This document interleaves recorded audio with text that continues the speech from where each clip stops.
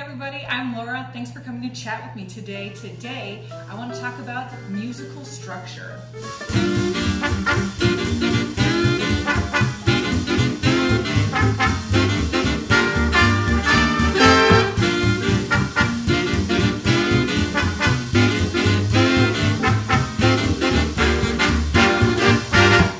Builds on my previous video of musical structure. If you want to know more about that, it's linked in the description.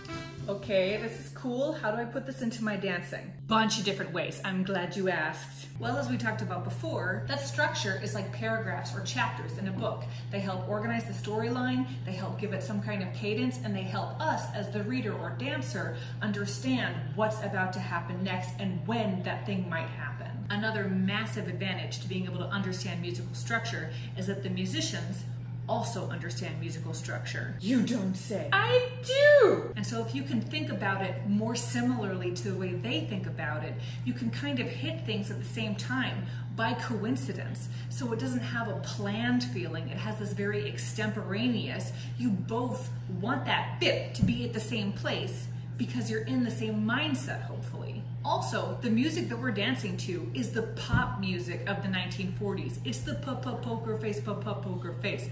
I know that that's outdated. I just don't listen to cool people music right now. And so pop music is really repetitive and really kind of self-referential. So all of these musicians keep on referencing other songs and quoting each other. Have you ever noticed how many songs that Flying Home Break is in? Bam! If you don't know what to do after you gotta listen to more jazz. And so again, the more you listen to, the more you recognize. Another way to be musical in your dancing is just phrasing your dancing in general. So if you think about that AABA, you have same, same, different, same. So you want to try to make that B section, also known as the bridge, sound or look different than the rest of it. And you can do this whether you're leading, following, or solo dancing. Now what you can do might change a little bit depending on what role you're dancing in, but you do have tools available for you. You can make things bigger, you can make things smaller, you can make things bouncier, you can make things smoother, you can make things travel more, you can make things travel less, you can make things more intricate, you can make things more simple. It's not for me to tell you how to change up your dancing. As the dancer, that's something that you want to investigate as you dance. What are your tools to make each section sound different? A really great example of phrasing in solo dancing is something like the SHIM. If you don't know the SHIM, you got to check it out. It's this amazing dance that Lindy Hoppers and tap dancers know all around the world. There's this great video of Frankie and Erin dancing it from behind so you can follow along. It will be linked in the description. But basically, it's always danced to an AAB song. You have a phrase of the music, and in that phrase of the music, they're doing the same move again and again and again.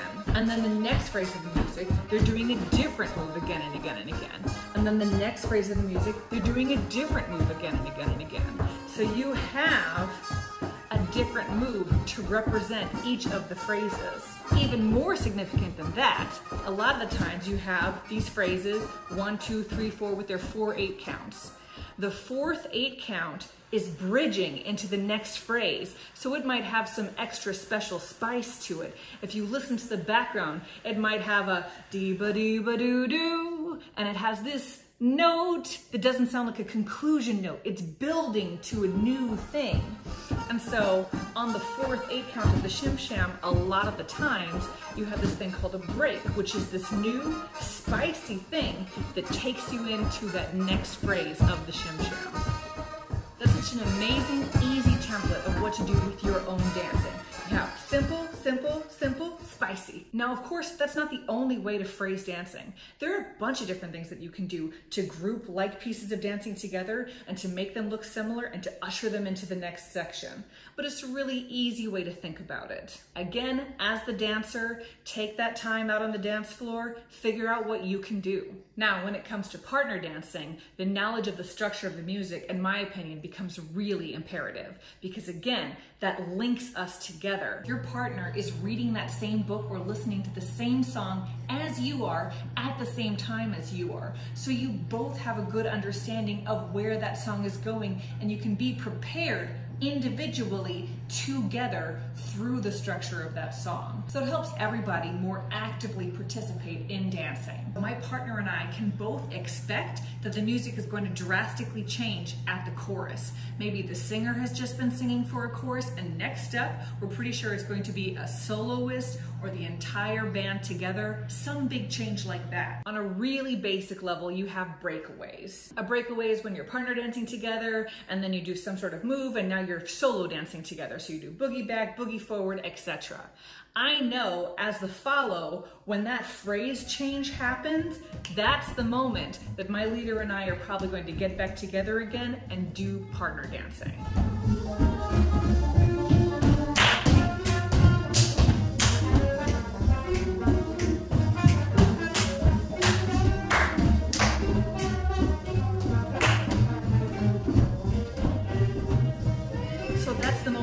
Building to. I might have some boogie backs, boogie forwards, boogie back, lock turn, bam, here we are, and it's this great climactic moment. Maybe at the same time that I do a lock turn, my leader also does a lock turn. Why? Because it's the 4th 8 count. It is lock turn time, baby.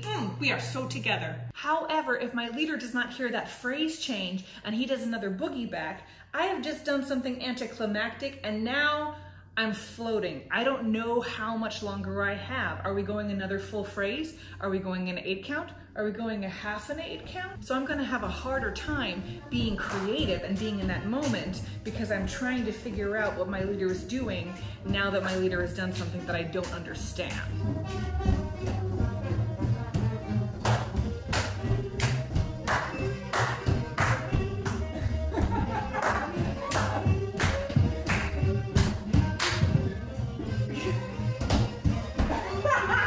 One of the #1 rules in partnering: do not make your partner feel like an idiot. Now, of course, every rule can be broken. It's totally possible to really clearly communicate that we're going to go into another phrase, and so keep on dancing by yourself. Do not feel pigeonholed into this format. But something that's really important for leaders to know is that as soon as you deviate from what the normal, basic, expected thing is, you have to be extra clear that you are deviating from that thing. Something else I love, let's talk riffs. A riff section is where everybody in the band is playing the same repetitive thing again and again and again. Ba-da-ba-da, boom! Ba-da-ba-da, boom! Ba-da-ba-da, boom! Da-da-da-da-da-da-da, ba-da-ba-da, boom! It's super powerful, drives me crazy as a dancer, and it can be really tempting to be super intricate there. Something that I like doing during riff sections is I like just doing basics. Swing me out again and again and again, and I will do unadorned swivels to the best of my ability. I find that so exciting. All right, I get solo dancing, I get leading, I get basic expectations of being a dancer in general, but how do I really show musicality as a follow? This is a question that I get a whole lot. A lot of the times, follows can feel kind of helpless because they're not in charge of the moves. But we get to do so much more than that. If you listen to a really amazing soloist, yes, they're playing notes. Yes, they're playing the melody and they're choosing the notes and hitting them well. But they're doing so much more than that. They are shaping those notes. Even if they're playing it at the same timing, their sense of swing is so palpable, it gives the notes an extra force. Their sense of shaping the notes is so beautiful, it gives those notes a character that a lesser musician would be unable to give those notes. I feel like that's one of our primary ways of putting in music. Is it subtle? Yes, but it makes this massive difference. So think about your sense of swing, your body position, how you're flowing through the different movements, and how you're shaping those notes. In addition to just the shape of the notes, there's the way you yourself build through the phrase. Maybe I'm giving extra intensity to my movement as the phrase progresses. Maybe I'm not even doing that through variations, but just through the way I attack the different moves. And then I can drop drop it back down into something a bit more relaxed at the end of the phrase. And when it comes to variations, there are all sorts of different ways that I can express myself. On a really basic level, if I know a certain pew is happening in the trumpet section, I can absolutely hit that pew and it'll be super fun. But on a more general, structural level, something that I enjoy is trying to build as the phrase progresses and then come back down to something basic. I like to imagine that hopefully I'm interacting with the music in a way that's similar to the way a great drummer might interact with the music. If you listen to a lot of great drummers, they start the phrase off with a certain vibe. And they keep that nice basic vibe that infuses the band with a certain kind of energy, which is what I'm trying to do in our partnership. And then, as that phrase progresses, the drummer might get a little bit fancier, it might react to some of the horns, and it might end with a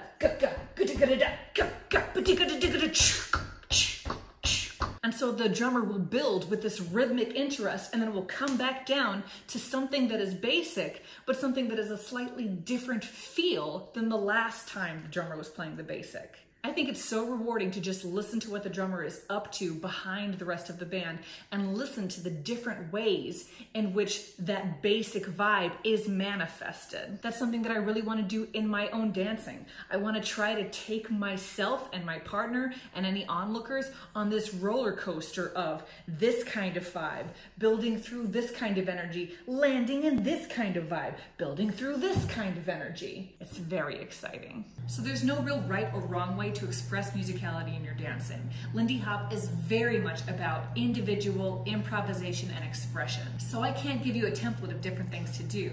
This is your job to listen to music and to dance a whole bunch so you can figure out what your body wants to do, what sort of things that you gravitate towards. The only thing that's important is that I see that you know.